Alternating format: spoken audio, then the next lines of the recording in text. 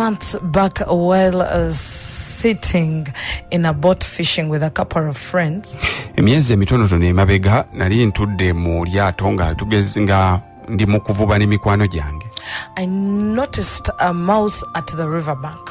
Mba ntunula ne ndaba ng'eri omugga gye gukulukutira eri emabbali waliwo emmese eyitawo. It emerged out of its hole, yava mu kituli kyayo, darted in a couple of different directions, negezaako okumagamaga mu sayidi ez'enjawulo. Then it suddenly went back into its hole. Teyakola neddayo mu kituli kyayo. I thought of the existence of this little creature. Kakati ne ndowooza ku mbeerawo y'ekitonde ekyo.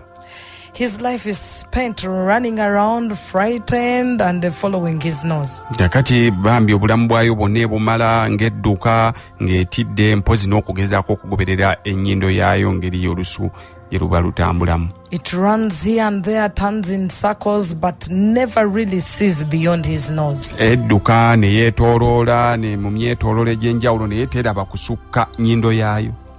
It is trying to live a successful living, but it doesn't live beyond its nose. Egezaako okubeerawo mu mbeerawo ennungi naye era tesukka nnyo biri ku nnyindo yaayo.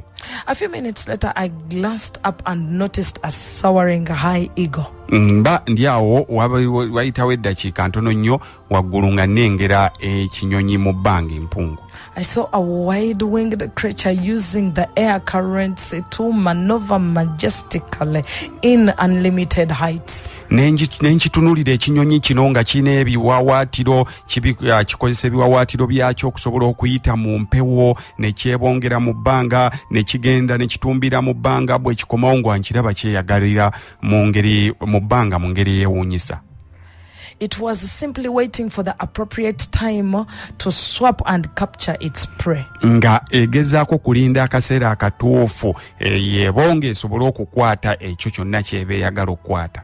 This amazing creature, rather than returning to some tiny hole like the mouse, was gliding up on the tallest trees. Kakati ekinyonyi kino obutafaanaganako n'eri emmese gye nasoose obbanyumiza kyo kyali ekiri mu bbanga nga kyeyagala era nga bwe kyeyagalira ku miti egisinga okuba emiwanvu.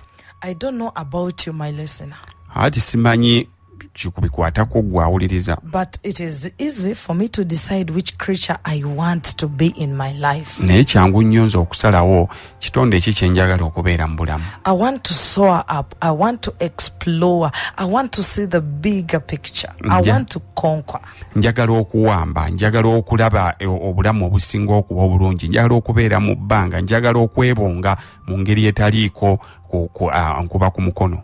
I want to climb higher, go further, dive deeper and experience more. Njagala okwambuka mu bbanga ewasinga, njagala bwe mba ngudde munda mu mazzi ngwire eddala eri wansi kwega nsobole okubaako byenvumbula ebirala ebisinga ebisukka ku nnyindo yange. I don't want to be like the mouse, live in fear, always live frightened and always hide in my hole. Saagala kubanga kali akamese ndyawo neekwese ku mabbali g'omugga buli lwenvayo bwenti nsooka kumaga oba wali yandaba ate bwe mmaliriza nesisalawo okubaako gye ndaga ate nenzirayo neneekweka mu kituli kyange. To live like this mouse is to insult your creator and deny your true identity. Okubeera ng'emmese eno kuba kuyisaamu maaso eri oyo yakutonda mpozi n'okwemalamu amaanyi n'otojjayo obusobozi bwo bwonna n'ekyo ekyakutonza. Get new strength, new thinking, clear visions and courage. Fuba okulaba nti ofuna endaba y'ebintu empya, ofuna amaanyi amapya, owezzaamu amaanyi amapya n'okola ebintu ebipya. Ojja kubanga kiri ekinyonyi ky'omu bbanga, ojja kwebonga nga tewali akuba ku mukono singa onejjamu okutya. Naye bye weekweka buli kizibu ekikutuuseeko n'otandika okutya bw'oddayo bwe weekweka mu nnyumba munaye ne bweru waliyo ebinyonyi ebyeyagala nawe osobola okuba nga byo.